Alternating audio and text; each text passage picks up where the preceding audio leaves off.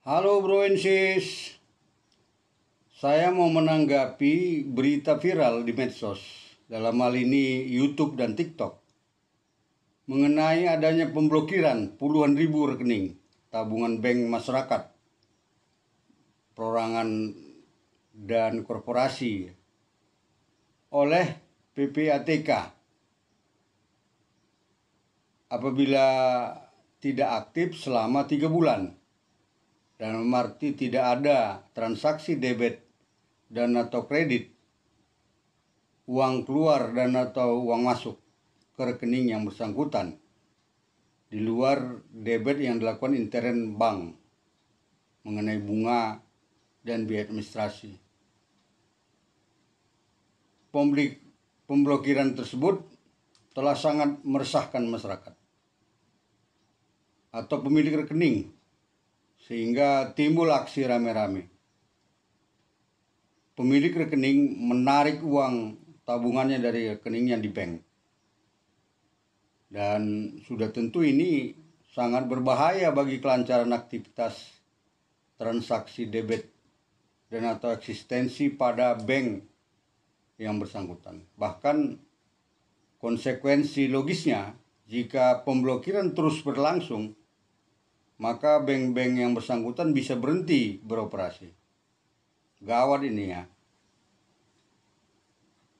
Kebijakan dan tindakan PPATK itu benar-benar keliru menurut saya. Bahkan terkesan seperti tindakan orang idiot. Dapat saya ibaratkan untuk membunuh beberapa tikus yang ada di lumbung padi. Dilakukan pembakaran lumbung padi, itu kan idiot. Seperti itu dilakukan PPATK. Kan seharusnya PPATK cukup memblokir rekening tabungan yang mencurigakan tentang adanya tindak pidana pencucian uang terhadap uang yang berasal dari tindak pidana kejahatan seperti korupsi, penyuapan, narkotika, terorisme, dan sebagainya. Ya kan? Atas kejadian itu, maka saya sarankan kepada Presiden Prabowo Subianto bahwa sudah sangat beralasan lah untuk mencopot segera kepala PPATK serta menggantinya dengan figur profesional lain yang benar-benar ahli dan mampu menganalisis secara komprehensif, secara kritis dan mendalam, sehingga tidak perlu meresahkan dan membuat rakyat sangat dirugikan. Setuju kan? Nah, untuk menguatkan tanggapan yang saya narasikan itu, ya, mari kita tinjau dan kita pahami regulasi mengenai eksistensi PPATK atau Pusat Pelaporan dan Analisis Transaksi Keuangan tersebut. Lahirnya lembaga PPATK adalah dalam rangka pencegahan dan pemberantasan tindak pidana pencucian uang atau TPPU yang berasal dari hasil tindak kejahatan, terutama sebagaimana diatur di dalam Undang-Undang Nomor 8 Tahun 2010 tentang pencegahan dan pemberantasan tindak pidana pencucian uang. Juga terkait dengan Undang-Undang Nomor 9 Tahun 2013 tentang pencegahan dan pemberantasan tindak pidana pendanaan terorisme, dan peraturan pelaksanaan yang terkait yaitu Peraturan Presiden Nomor 50 Tahun 2011 tentang tata cara pelaksanaan kewenangan PPATK serta Peraturan PPATK Nomor 1 Tahun 2001 tentang tata cara penyampaian laporan transaksi keuangan mencurigakan, transaksi keuangan tunai, dan transaksi keuangan transfer dana dari dan ke luar negeri melalui aplikasi GoAML bagi penyedia jasa keuangan. Ya gitu kan? Itu dasar hukumnya. Nah, sebelum saya jelaskan lebih lanjut, di sini perlu beberapa pengertian saya sampaikan.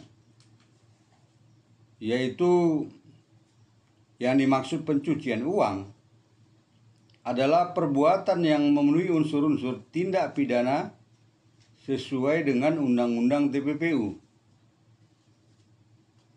Sedangkan Pusat Pelaporan dan Analisis Transaksi Keuangan atau PPATK adalah suatu lembaga independen yang dibentuk dalam rangka mencegah dan memberantas tindak pidana pencucian uang. Transaksi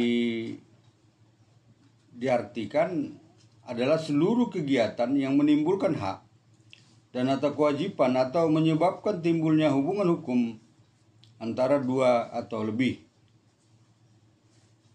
Kemudian transaksi keuangan adalah transaksi untuk melakukan atau menerima penempatan, penyetoran, penarikan, pemindah bukuan, pentransferan, pembayaran, hibah, sumbangan, penitipan, dan atau penukaran atas sejumlah uang atau tindakan dan atau kegiatan lain yang berhubungan dengan uang, ya.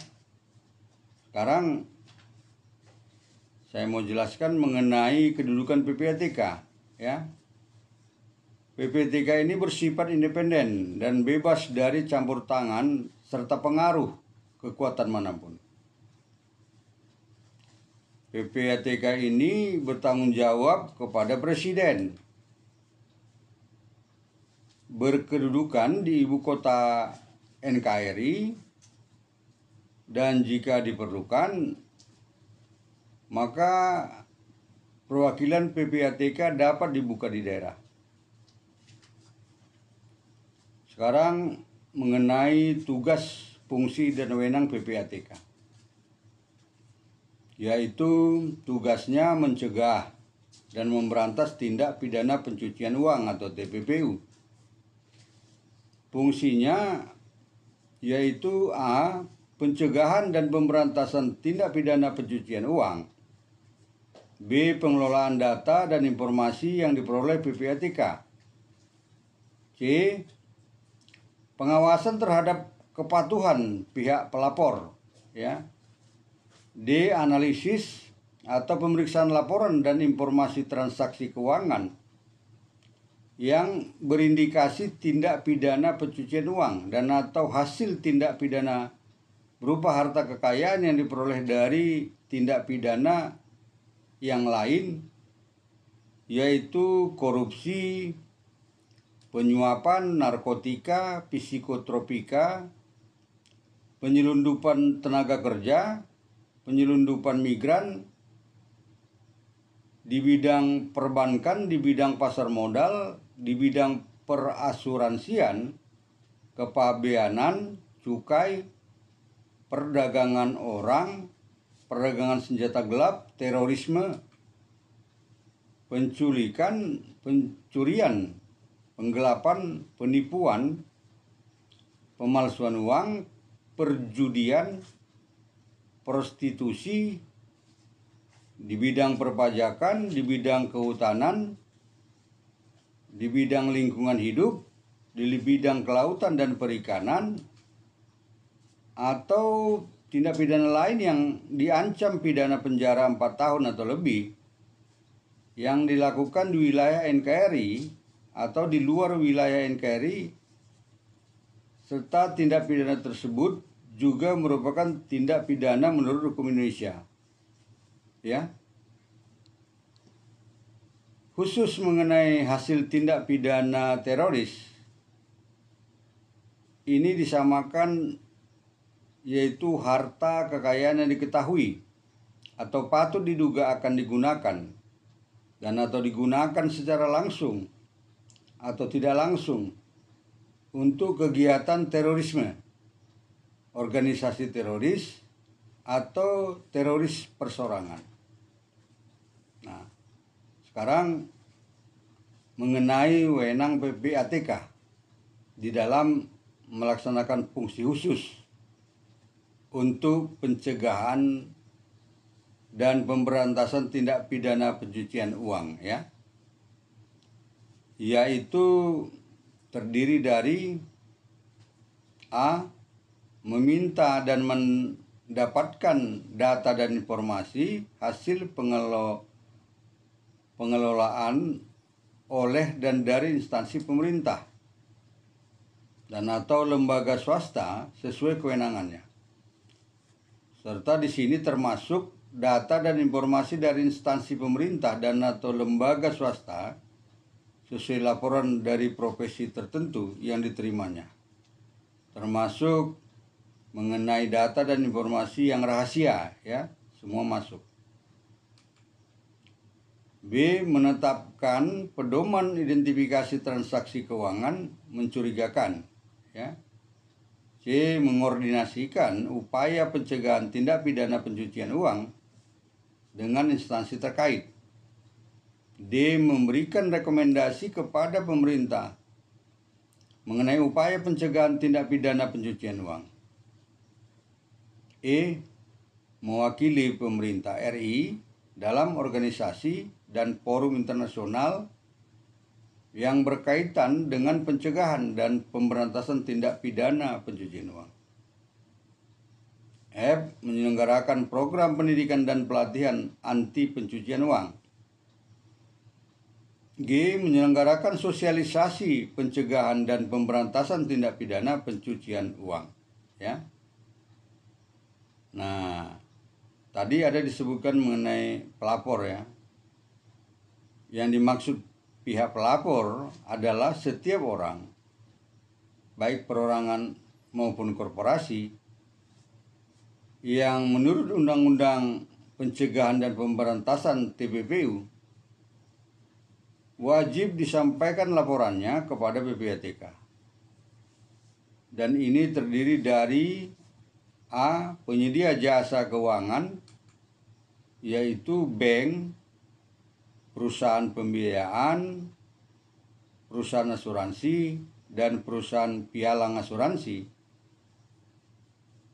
Dana pensiun lembaga keuangan, perusahaan efek, manajer investasi, kustodian, wali amanat, perforsan sebagai penyedia jasa giro, pedagang valuta asing, penyelenggara alat pembayaran menggunakan kartu, penyelenggara e-money, ya, electronic money maksudnya, e-money, dan atau e-wallet, koperasi yang melakukan kegiatan simpan pinjam, pegadaian, perusahaan yang bergerak di bidang perdagangan berjangka komoditi, atau penyelenggara kegiatan usaha pengiriman uang. B. Penyedia barang dan atau jasa lain, yaitu perusahaan properti atau agen properti, pedagang kendaraan bermotor, pedagang permata dan perhiasan atau logam mulia, pedagang barang seni dan antik, atau balai lelang, ya, itulah pihak pelapor. Nah, tetapi bisa juga pihak pelapor itu adalah masyarakat sendiri yang melaporkan adanya TPPU, dugaan TPPU, ya. Kewajiban pelaporan ditentukan di dalam Undang-Undang TPPU, di mana ditetapkan bahwa dalam upaya pencegahan dan pemberantasan tindak pidana pencucian uang dan tindak pidana pendanaan terorisme, diwajibkan penyedia jasa keuangan, ya, seperti bank tadi, untuk menyampaikan laporan kepada PPATK mengenai transaksi keuangan yang mencurigakan. Transaksi keuangan mencurigakan ini meliputi transaksi keuangan yang menyimpang dari profil, karakteristik, atau kebiasaan pola transaksi dari pengguna jasa yang bersangkutan, ya, atau nasabah, ya. Kemudian transaksi keuangan oleh pengguna jasa yang patut diduga dilakukan dengan tujuan untuk menghindari pelaporan transaksi yang bersangkutan yang wajib dilakukan oleh pihak pelapor, ya, sesuai dengan ketentuan Undang-Undang Pencegahan dan Pemberantasan TPPU. Kemudian transaksi keuangan yang dilakukan atau batal dilakukan dengan menggunakan harta kekayaan yang diduga berasal dari hasil tindak pidana, atau transaksi keuangan yang diminta oleh PPATK untuk dilaporkan oleh pihak pelapor karena melibatkan harta kekayaan yang diduga berasal dari hasil tindak pidana, ya. Nah, di sini saya mau sebutkan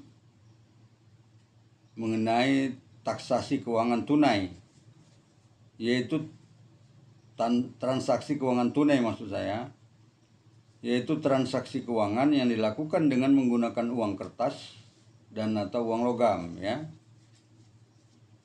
Kemudian yang dimaksud dengan transaksi keuangan yang mencurigakan yang terkait dengan pendanaan terorisme adalah berupa transaksi keuangan dengan maksud untuk digunakan dan atau yang diketahui akan digunakan untuk melakukan tindak pidana terorisme atau transaksi yang melibatkan setiap orang yang berdasarkan daftar terduga teroris serta organisasi teroris, ya. Kemudian yang dimaksud dengan transaksi keuangan tunai dalam jumlah paling sedikit 500 juta rupiah atau dengan mata uang asing yang nilainya setara yang dilakukan baik dalam satu kali transaksi maupun beberapa kali transaksi dalam satu hari kerja, dan atau transaksi keuangan transfer dana dari dan ke luar negeri, ya. Di sini termasuk transaksi penempatan, penyetoran, penarikan, pembayaran, hibah, sumbangan, penitipan, dan atau penukaran dengan menggunakan uang kertas dan atau uang logam yang mencapai nilai kumulatif paling sedikit 500 juta rupiah yang dilakukan baik dalam satu kali transaksi maupun beberapa kali transaksi dalam satu hari kerja. Kemudian yang dimaksud dengan keuangan transfer dana dari dan ke luar negeri jika memenuhi salah satu atau lebih unsur transaksi keuangan mencurigakan, transaksi keuangan yang mencurigakan terkait pendanaan terorisme, dan atau unsur transaksi keuangan transfer dana dari dan ke luar negeri yang meliputi perintah transfer dana dari luar negeri dan perintah transfer dana ke luar negeri, termasuk layanan remitansi, ya. Nah, di dalam TPPU ini, dalam konteks Undang-Undang TPPU maksud saya, ditetapkan mengenai penerapan prinsip mengenai penggunaan jasa, prinsip mengenali pengguna jasa atau nasabah, ya. Kita lihat itu, ya, seperti di bank-bank dalam membuka rekening kan ada KTP dan sebagainya. Dipertanyakan kalau meragukan, yaitu terdapat ketentuan sebagai berikut. 1. Pihak pelapor wajib menerapkan prinsip mengenali pengguna jasa ataupun nasabah yang ditetapkan oleh setiap lembaga pengawas dan pengatur, ya. 2. Kewajiban menerapkan prinsip mengenali pengguna jasa atau nasabah dilakukan pada saat A. Melakukan hubungan usaha dengan pengguna jasa atau nasabah. B. terdapat transaksi keuangan dengan mata uang rupiah dan atau mata uang asing yang nilainya paling sedikit atau setara dengan 100 juta rupiah. C. Terdapat transaksi keuangan mencurigakan yang terkait tindak pidana pencucian uang dan tindak pidana pendanaan terorisme. D. Pihak pelapor meragukan kebenaran informasi yang dilaporkan pengguna jasa kepadanya. E. Lembaga pengawas dan pengatur wajib melaksanakan pengawasan atas kepatuhan pihak pelapor dalam menerapkan prinsip mengenali pengguna jasa atau nasabah. F. Prinsip mengenali pengguna jasa atau nasabah sekurang-kurangnya memuat identitas pengguna jasa, verifikasi pengguna jasa, dan pemantauan transaksi pengguna jasa, ya. Sekarang mengenai jasa penyedia jasa keuangan atau PJK, ya. Ditetapkan PJK ini wajib menyampaikan laporan kepada PPATK mengenai beberapa hal sebagai berikut, ya. A. Transaksi keuangan mencurigakan. B. Transaksi keuangan tunai dalam jumlah paling sedikit 500 juta rupiah atau dengan mata uang asing yang nilainya setara, yang dilakukan baik dalam satu kali transaksi maupun beberapa kali transaksi dalam satu hari kerja. C. Transaksi keuangan transfer dana dari dan ke luar negeri, ya. Nah, sekarang mengenai penyedia jasa keuangan atau PJK melakukan penundaan transaksi ditetapkan hanya dalam hal pengguna jasa A. Melakukan transaksi yang patut diduga menggunakan harta kekayaan yang berasal dari hasil tindak pidana. B. Memiliki rekening untuk menampung harta kekayaan yang berasal dari hasil tindak pidana atau diketahui dan atau patut diduga menggunakan dokumen palsu, ya. C. Pelaksanaan penundaan transaksi dicatat dalam berita acara penundaan transaksi. D.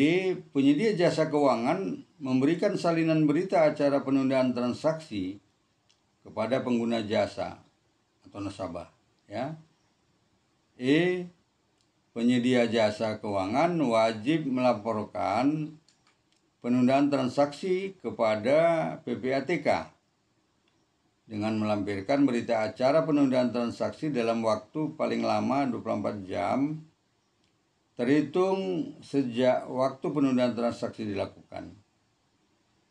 F.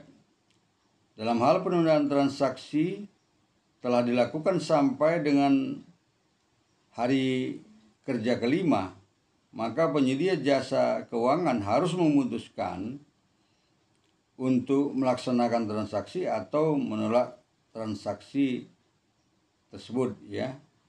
Jadi tidak boleh ditunda lewat dari itu. Nah, berikut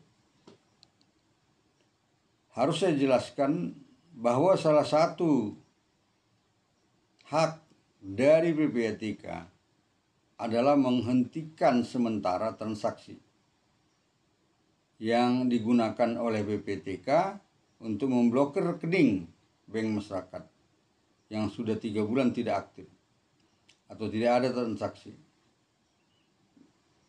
Ketentuannya ditetapkan sebagai berikut. 1. PPATK melakukan pemeriksaan terhadap transaksi keuangan yang mencurigakan terkait dengan adanya indikasi tindak pidana pencucian uang atau tindak pidana lain, ya. 2. Dalam hal ditemukan adanya indikasi tindak pidana pencucian uang atau tindak pidana lain, maka di sini PPATK menyerahkan hasil pemeriksaannya kepada penyidik untuk dilakukan penyidikan. 3. Dalam melaksanakan penyidikan, bahwa penyidik melakukan tetap berkoordinasi dengan PPATK yang bersangkutan. 4. PPATK dapat meminta penyedia jasa keuangan untuk menghentikan sementara seluruh atau sebagian transaksi yang dapat berupa penghentian aktivitas rekening, ya. 5. Dalam hal penyedia jasa keuangan memenuhi permintaan PPATK, maka pelaksanaan penghentian sementara wajib dicatat dalam berita acara penghentian sementara transaksi, kemudian melaporkan kepada PPATK dengan melampirkan berita acara penghentian transaksi dalam waktu paling lama 1 hari kerja terhitung sejak waktu penghentian sementara transaksi, ya. 6. Penghentian sementara transaksi dilaksanakan dalam waktu paling lama 5 hari kerja setelah menerima berita acara penghentian sementara transaksi. 7. PPATK dapat memperpanjang penghentian sementara transaksi dalam waktu paling lama 15 hari kerja untuk melengkapi hasil analisis atau pemeriksaan yang akan disampaikan kepada penyidik oleh PPATK. 8. Dalam hal tidak ada orang dan atau pihak ketiga yang mengajukan keberatan dalam waktu 20 hari sejak tanggal penghentian sementara transaksi, maka PPATK menyerahkan penanganan harta kekayaan yang diketahui atau patut diduga merupakan hasil tindak pidana tersebut kepada penyidik untuk dilakukan penyidikan, ya. 9.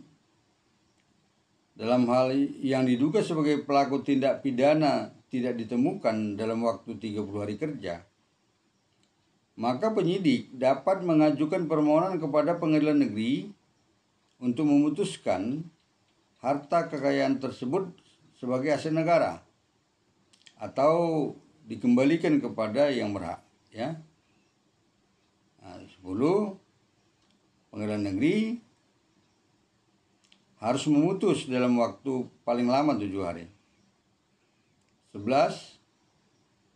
PPATK wajib memastikan pelaksanaan penundaan transaksi yang dilakukan oleh penyedia jasa keuangan yang dilakukan sesuai dengan undang-undang, ya. Nah, dari seluruh uraian ketentuan yang saya sampaikan tadi di atas secara panjang lebar, ya, maka dapat saya simpulkan sangat jelas, ya, bahwa pemblokiran ribuan rekening tabungan bank masyarakat yang tidak aktif selama 3 bulan oleh PPATK adalah mutlak telah mengabaikan Undang-Undang Nomor 8 Tahun 2010 tentang pencegahan dan pemberantasan tindak pidana pencucian uang, ya.